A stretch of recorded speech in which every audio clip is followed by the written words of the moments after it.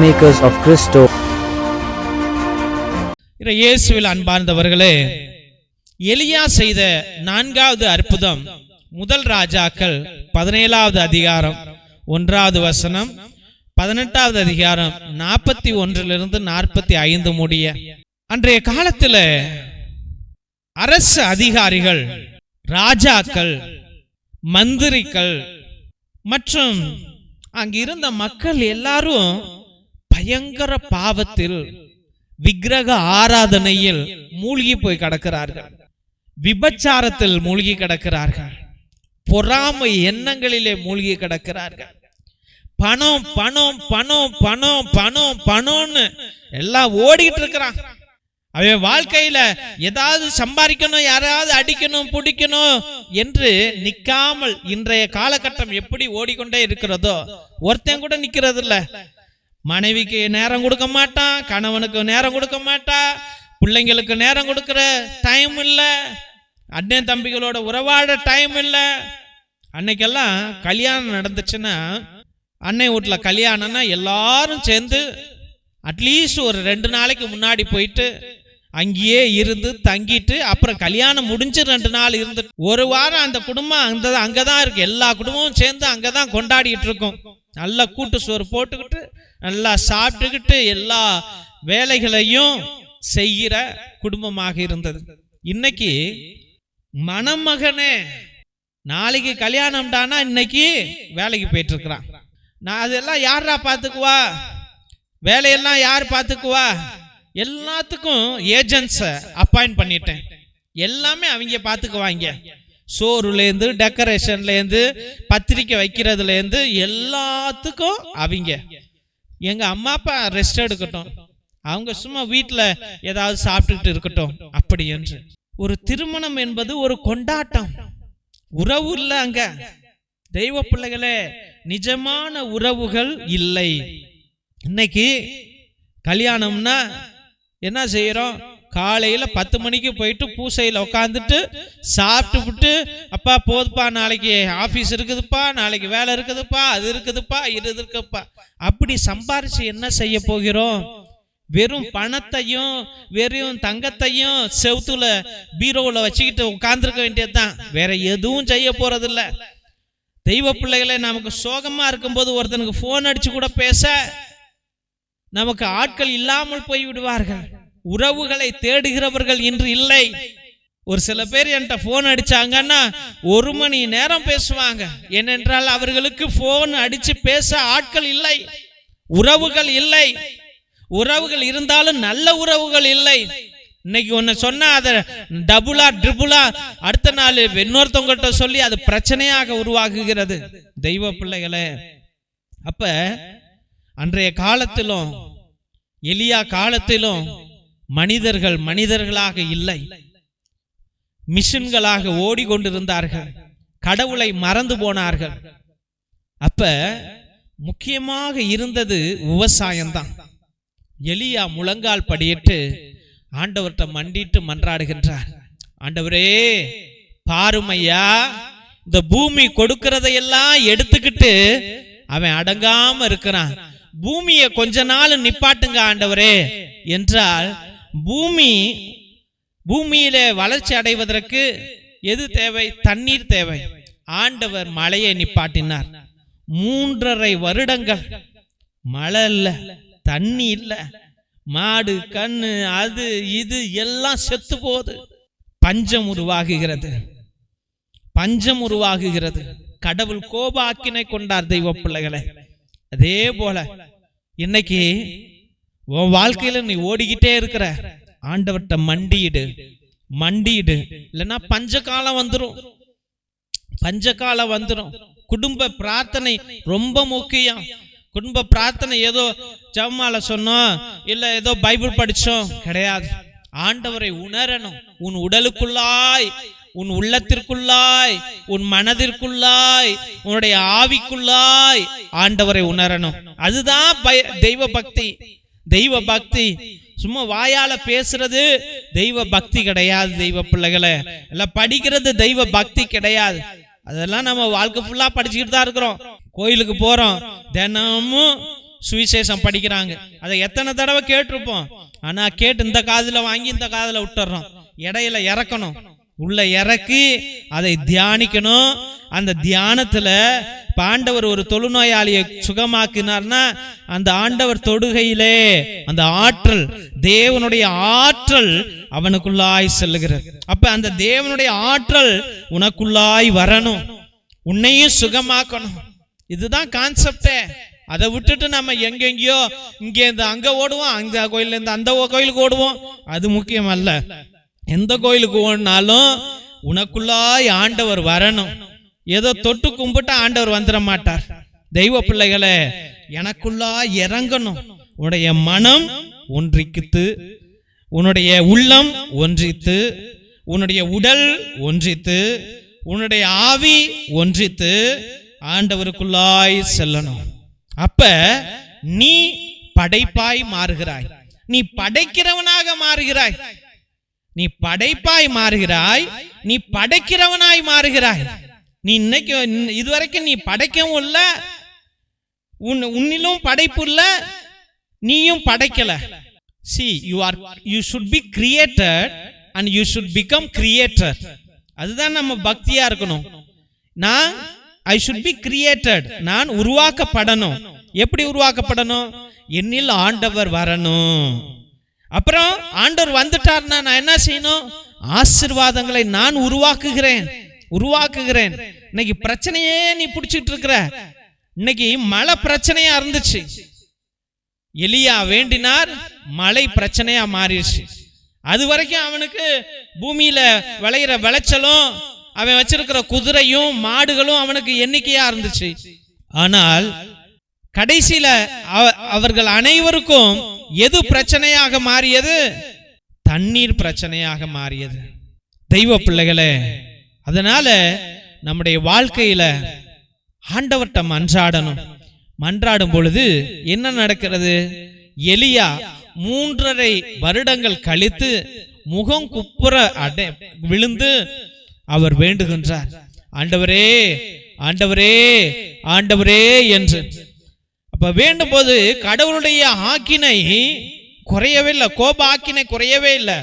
இருந்த போதிலும் ஒரு சொட்டாது வராதா என்று அவர் ஜெபிக்கின்றார். 7 முறை தன்னுடைய சீடனை அழைத்து போய் பாருன்னு கடைசியாக ஒரு கார்மேகம் வருகிறது. தெய்வ பிள்ளைகளே, அதே போல உன்னுடைய வாழ்க்கையிலும் ஒரே நாள்ல எல்லா அற்புதங்களும் நடக்காது.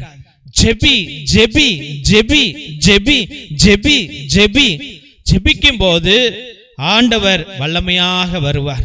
அவர் ஒரு சிறு கார் மேகத்தை போல வருவார். உன்னுடைய வாழ்க்கையில அற்புதங்களை கொண்டு வர வருவார். நிச்சயமாக அந்த அற்புதம் உனக்கு நடந்தே தீரும். நீ தோல்வி அடையவே மாட்டாய், நீ வெற்றி அடைவாய். அன்னைக்கு பயங்கர அந்த சின்ன கார்மேகம் பயங்கர மழையாக மாறியது, இஸ்ராயல் தேசத்திற்கே ஆசீர்வாதமாக மாறியது. அதே போல உன் வாழ்க்கையிலும் ஆசீர்வாத மழை உருவாகும். கண்களை மூடி செபிப்போம். என் நேச பிதாவே, கர்த்தவாகிய கர்த்தாவே, துதிக்கிறோம், மகிமைப்படுத்துகிறோம் சுவாமி. அந்நாளிலே ஆண்டவரே, மக்கள் கூட்டம் அனைவரும் பாவ குழியிலும் ஆண்டவரே மோக ஆசையிலும் காம ஆசையிலும் பண ஆசையிலும் திமுறிலும் ஜாதியிலும் இருந்தார்கள். ஆண்டவரே, அவர்கள் எல்லாம் அடக்க எலியா முழங்கால் படியிட்டு ஆண்டவரே எல்லா மக்களும் அவதிக்குள்ளாகும்படிக்கு ஆண்டவரே 3.5 வருடங்கள் மழை இல்லாமல் ஆக்க செய்தாரே சுவாமி. அதே போல ஆண்டவரே அப்பா, அந்த பிள்ளைகளுடைய அகங்காரம், தற்பெருமை, ஆண்டவரே பொறாமை எண்ணம், பாவ எண்ணங்கள் மாறிய பொழுது, அவர்களுடைய கண்கள் உன்னை நோக்கி ஜெபிக்க ஆரம்பித்த பொழுது ஆண்டவரே எலியா முழங்கால் படியிட்டு ஜெபித்தார் ஐயா. அந்த வேளையிலே ஆண்டவரே ஒரு சிறு கார் மேகத்தின் வழியாக மலை மேலே மலையை நீர் பொழிந்தீரே சுவாமி.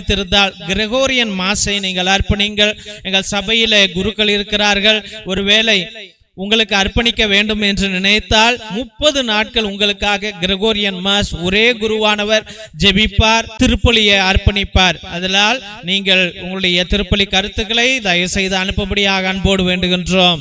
மற்றுமாக மிரக்கல் ஆயில் எத்தனையோ நோய்களை வலிகளை அகற்றுகின்றது.